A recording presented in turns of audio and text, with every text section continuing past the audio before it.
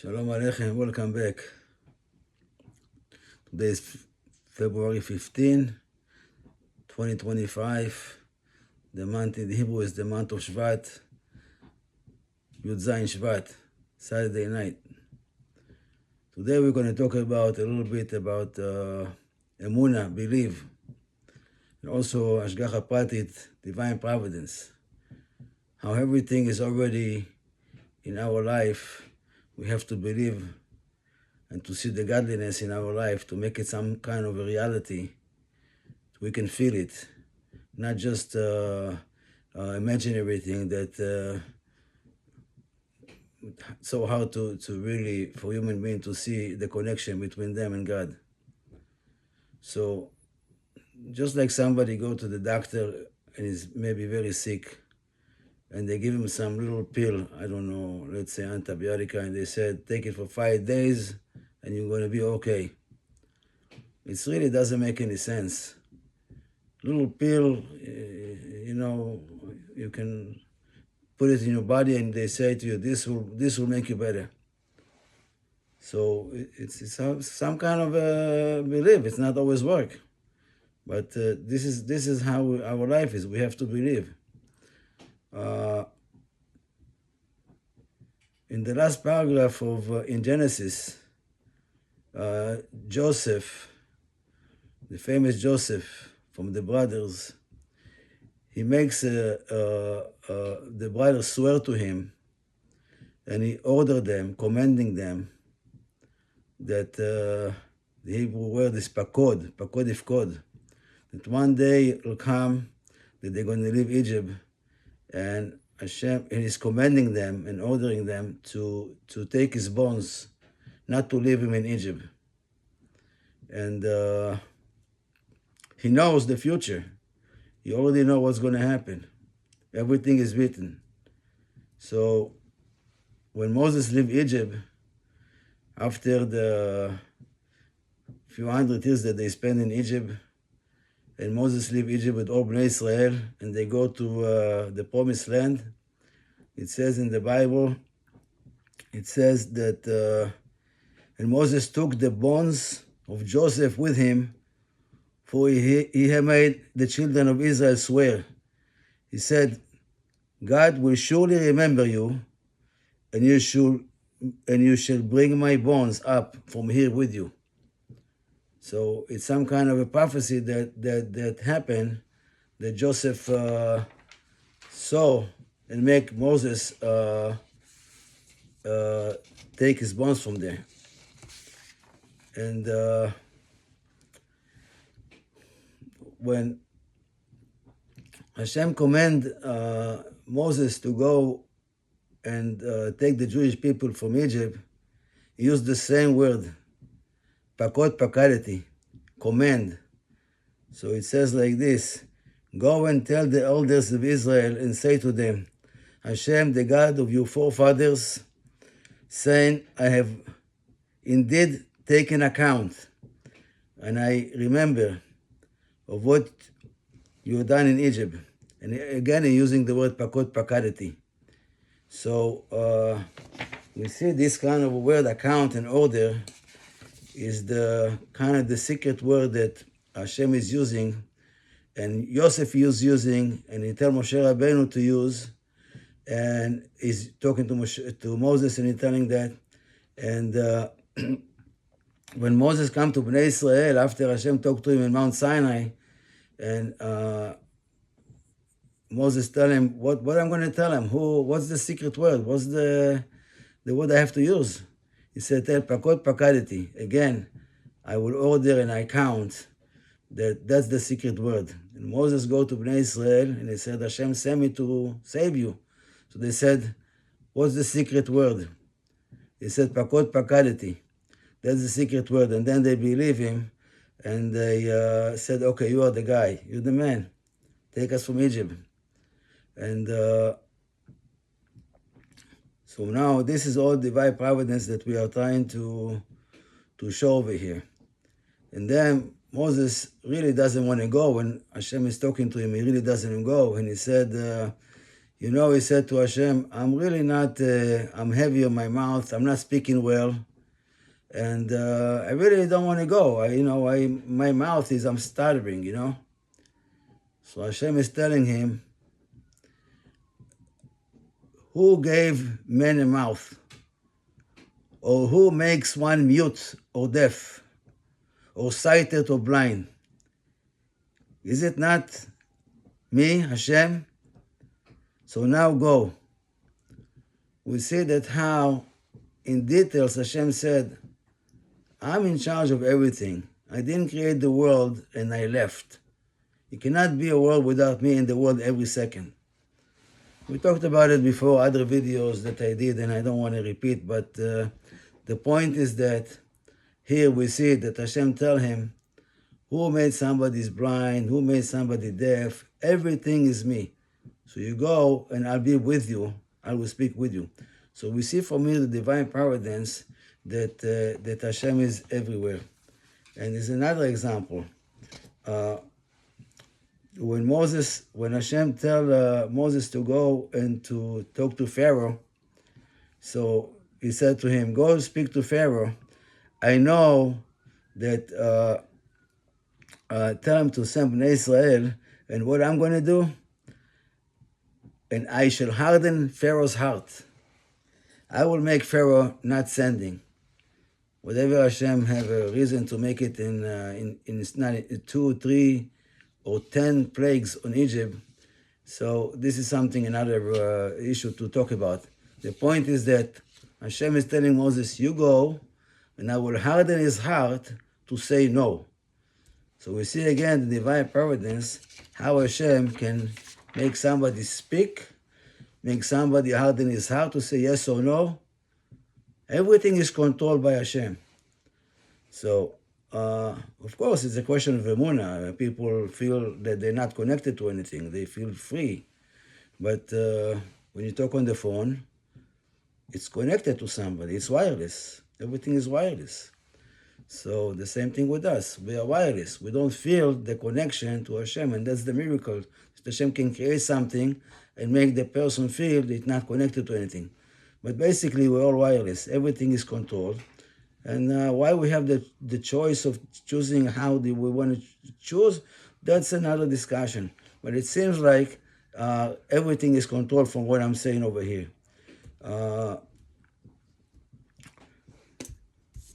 How to change our mind? How to change our mind a little bit to shift it to different thinking than normality and the world and everything is the way we see. We don't think in spiritual things sometimes. It's very hard. Afterwards, there's the world, there's the get up in the morning, the business, the family, the kids, everybody with the flood that they have all day, that they just get up in the morning, the flood is already there. How we going to believe?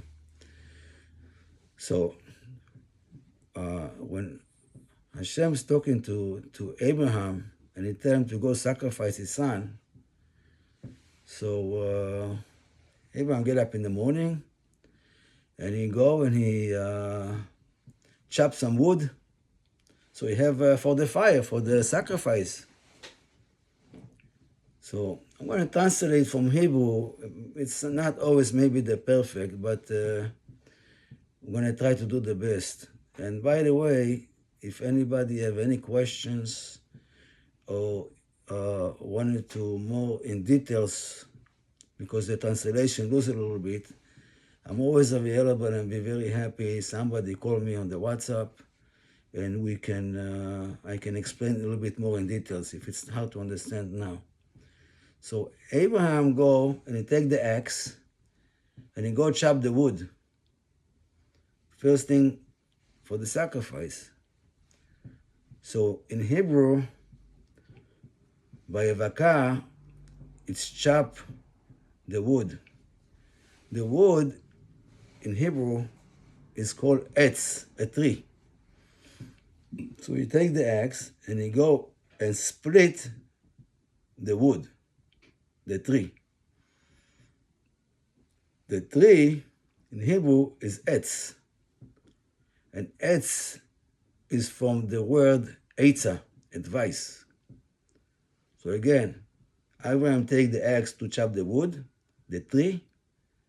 It says, and chop the etz, and the etz is eitzah, advice. So when a person wants to come out from his thought to transfer it to a godly thought, you have to get rid of your eitzah, advice that all the time, eitzot, the advice all the time, running, it never stops. But to shift it to more godly thought by saying, what is my purpose of being here besides just me and me and me? How can I make a partnership with God that He can be an active partner in my life? Make Him an active partner in your life. Everybody, you have the business. You have one guy is in the shop, maybe making the material. One is in the sales. It's a partnership. So the same thing over here. The eitzah that we have to transfer it to an eitzah, advice, of what Hashem would want me to do now and how He want me to do. So this is the main thing of trying to shift the mind of thinking in a godly ways, in a godly thought, what Hashem wants from us. I'll give you an example from Psalms. The book of Psalms, 85, in the end, it says like this. I heard that from a rabbi. His name is Yechezkel Sofer. And I'm going to repeat it now. He said on this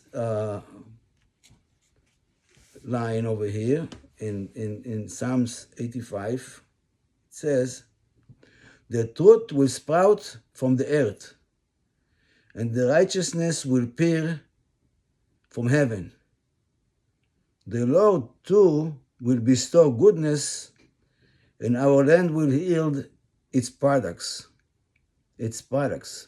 Righteousness shall walk before Him, and He shall set His footsteps in its path.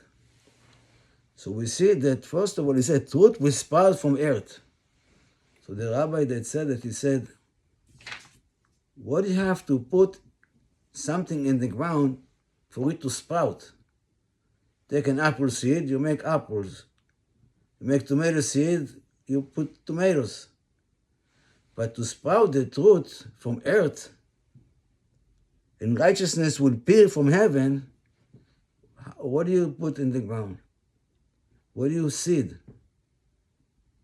So he said, all the lies that's going on in the world. All the lie, when you take the lie and you bury it, and only people want good and speak good, and not everything politically correct, only what the people want to hear. Not to be afraid to say the truth. You say the truth, you be good, your neighbor will hear you, will say, I have to be good. This lie have to disappear from the world. And we see now that what happened in the world in politics. See in the news, how many people are so scared of what's going on because they got caught lying and cheating and stealing. It's like hit the fan, everything now is like the truth coming out about everything. Very, very scary to some people. They like to stay where they are. They're comfortable with the lies, with the stealing. Scary. So if we bury the lie, the truth will spread out, and Hashem will be a partner with us. The Lord will bestow goodness on us.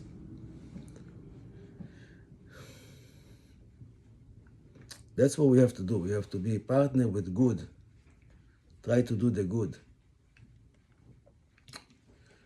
When Moses talked to Pharaoh, after, the 7 or the 8 plague that they give him, and Pharaoh said, well, after 7, 8 plagues, I think I had enough.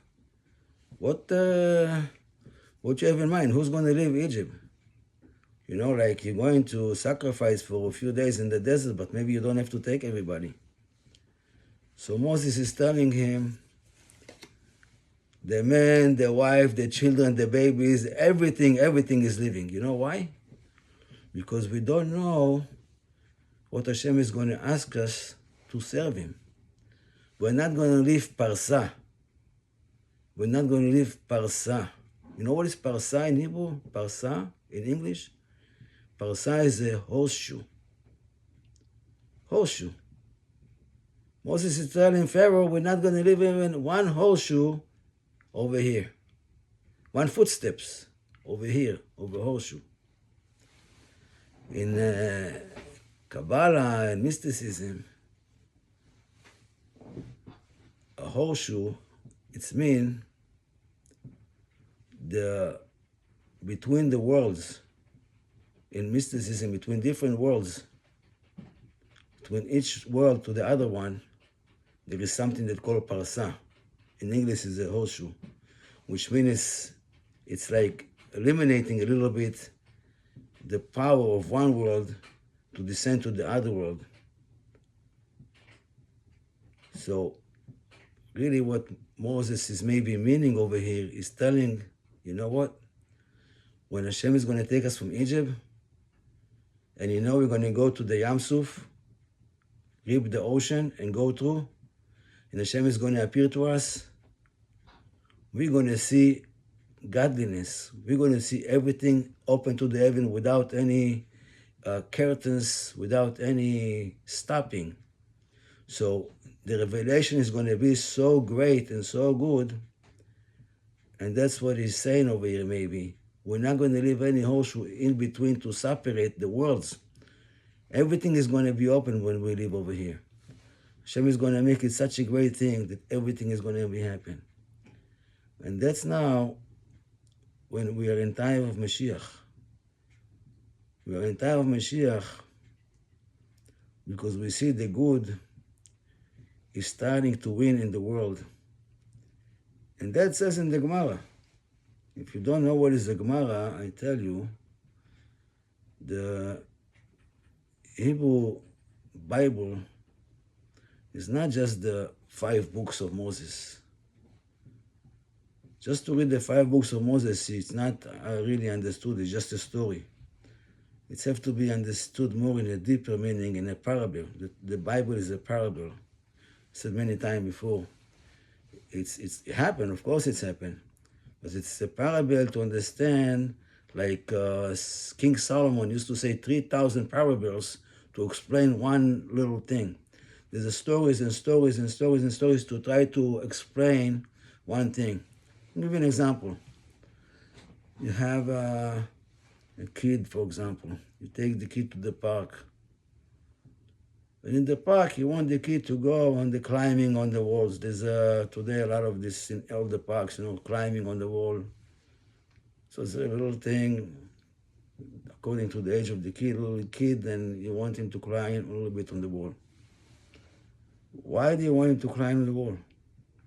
It's hard, he can fall. So he doesn't maybe want, but you encouraging him and everything, and yes, he's going there and he's climbing on the wall, and it's great, very nice job. So there is a reason, of course. You want to get better abilities, get smarter, to think how we can find in the wall, how to go up on the wall and everything, to get smarter, to get more athletics. So, but it's hard. You're giving him something hard. Why you want him to do it? You can be just good all the time. No, but that's everybody know. You can't be good all the time. You have to give a test. So this testing is just to get better. The same thing with us. Hashem is all the time testing us and giving us tests, not because He's mean or He wants our bad. He's testing us to elevating. Every test is to elevate us to the next level. That means testing. In Hebrew, it's a nes. Nes is mean elevation, to elevate us to the next level.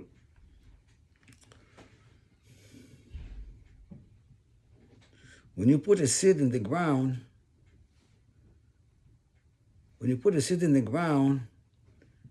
really doesn't make any sense. It should die. The seed should die. The seed of a tree, you put a seed of an apple tree, the seed should die. You put it in the ground, it disintegrates.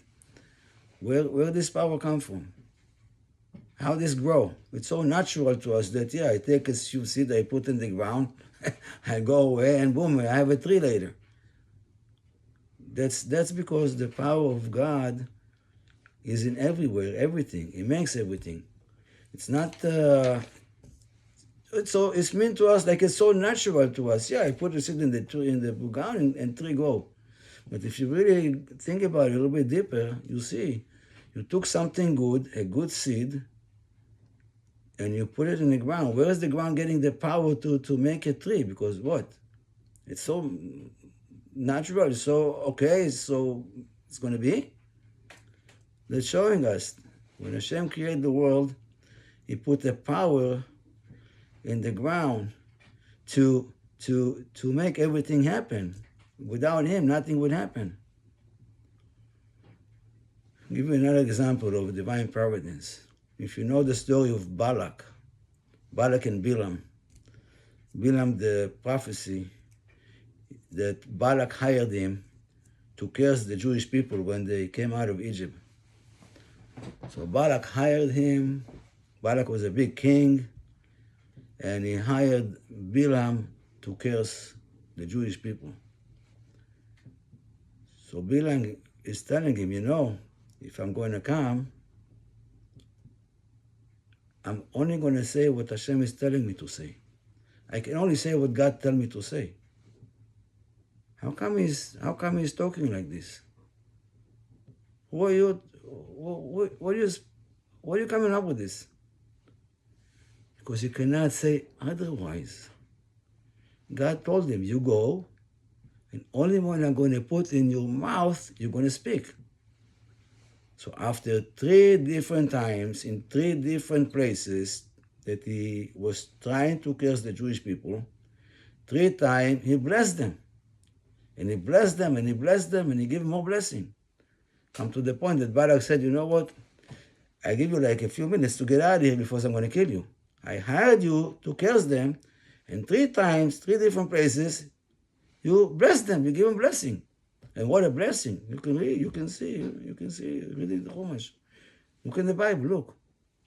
So again, the point is, nobody can say anything or think even anything. Because we see from what I said before, with Pharaoh, with Moses, with Joseph, that they tell him, you make sure that when you live over here in 100 years or 200 years, remember to take my bonds from you, because it's a promise. So everything is like, not, I can't even say perfect. Perfect is not the word for Hashem. It's embarrassing to say. Everything is so set that not a human being have to think about it. You have to try to make Hashem a partner in your life. I hope that everybody will be successful, and I can help with maybe advice that people never thought about these things. That if a person make Hashem his partner in life, he will be very happy, very calm, because you're going to understand that who's better partner than Hashem? You don't have to worry about anything. So to take the Bible and to read it, to come into the letters, that's what happened with Noah, but we talked about it before, I don't want to repeat. That there's a mabul in the flood, in life, and problem and worries. It's always good to open the Bible and to read, and this will definitely help, because it's absorbing, it's going to absorb by your body. So again, anybody want any question or anything can always get in touch with me, chasidutfactory.com. Thank you very much for listening.